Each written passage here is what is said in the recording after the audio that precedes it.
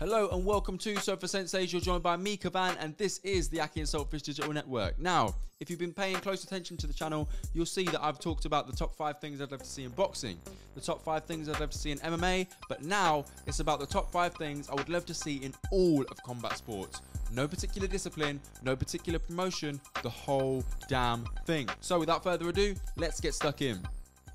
So, number 1, I would love to see better information, advice and guidance for fighters on brain damage. If you head over to the Sofa Senseis Instagram page, at Sofa Senseis, there is a video on there from Tris Dixon, and he's an author of a book called Damage, a fantastic book about the real damage that boxers face and take in the boxing ring and in sparring and in their whole careers.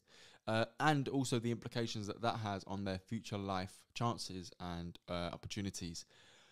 Bleak reading at times, and a real stark reminder that what we often take as our entertainment has real life consequences for those who are in the ring delivering that entertainment for us. And what stands out to me is that there is a real lack of that information in the sport. People don't know what they're getting themselves in for, and they don't know what is potentially in store for them either in the ring or after they wrap their careers up. So I would love to see better information, advice and guidance for the fighters. And I suppose on that as well, you know, that starts with the fans. And that starts with having conscientious fans, not necessarily rooting for tough corners. You know, we love tough fighters, and I don't ever want to get rid of tough fighters. Tough fighters make the sport. But tough corners, when you can see your fighters losing, perhaps fans could have a better role to play in lobbying against tough corners when they're unnecessary. Okay, number 2 in combat sport, I would love to see more accountable commissions and judges. It seems like every week now, whether you watch MMA or whether you watch boxing, that we see, you know, some dodgy card that just does not make sense to the Sofa Sensei or even to the trained eye. It makes no sense. Yet we see it, we accept it, we move on, and then we act, you know, like we've got amnesia when the next card happens and comes around again real quick.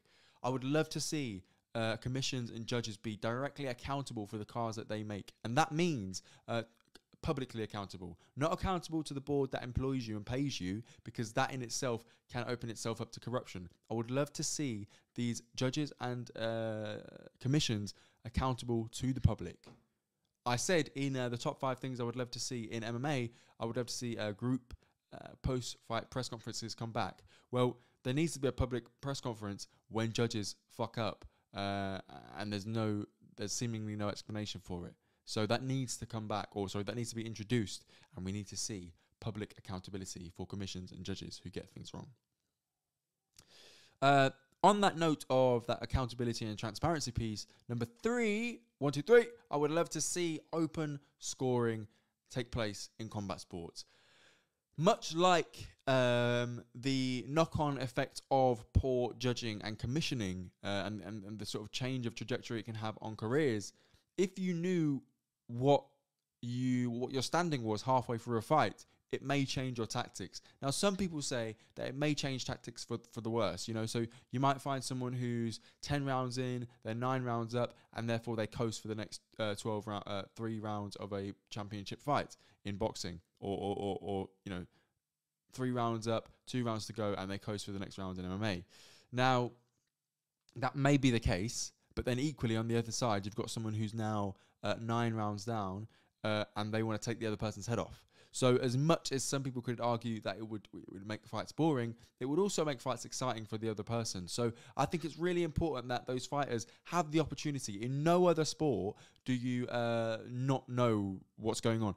In the World Cup, they know the score, because that has an implication on tactics that they go ahead with. Now, you can make an informed guess of what the score might be, but because of point 2, we don't have that accountability of judges and commissions. There's no guarantee you're going to get the fair card that you're due. So I think it's really important that we see open scoring in combat sports over the next year. My point number 4, much like point number 1 in terms of information, advice and guidance for fighters on brain damage, is I would like to see more support for ex-fighters. What happens is we have legends, we support legends, we love legends while they're fighting, and then they become legends. and they might go for a few years and then get inducted into the Hall of Fame, and then they sort of fade off into existence. And what happens is they might have a moment, maybe it's due to brain damage. You know, it might be where they've fallen down on their luck, and people take the piss. Online, the internet takes the piss. That isn't the kind of support I would love to see. You know, we know these fighters are some absolute warriors, but even warriors need support sometimes. So a charity I want to signpost you to is Ringside Charitable Trust. It's led by some really, really fantastic people. They do great things for ex-boxers in particular, and their family members. Little things like, you know, helping them to get the care that they need, helping them to continue to socialize. And their big ambition for Ringside Charitable Trust is to build basically a care home for former fighters that really does accommodate the lives that they had. So, you know, talking to them about their old fights, you know, having boxing magazines dotted around that demonstrate their histories, because what we find is a lot of the care that these ex-fighters get, be it for dementia or insert other neurological damage here, is that often it ignores their past, their histories, and that can cause distress. So what we really want to see is Ringside Charitable Trust supported and adequately resourced to be able to deliver this amazing support that they do for ex-fighters long in the future. So please do support them if you can. And number 5 is more mainstream television deals. Okay, so let me break this down for you. There is Sky, there is DAZN, there is Channel 5, there is... am I missing anyone? You've got the UFC on TNT, that's it. There's loads of things available in the UK. But then you've also got Fight TV for the sort of obscure fights, and there's a bunch of other broadcasters as well. I would love to see less obscure platforms and more mainstream television deals, because if you go back to my video where I talk about the top 5 things I would love to see in boxing, I talk about shoulder content. And what's critical with shoulder content is that it costs money. And television networks, generally speaking, have money. There is so much activity right now on streaming. Amazon have just picked up PBC.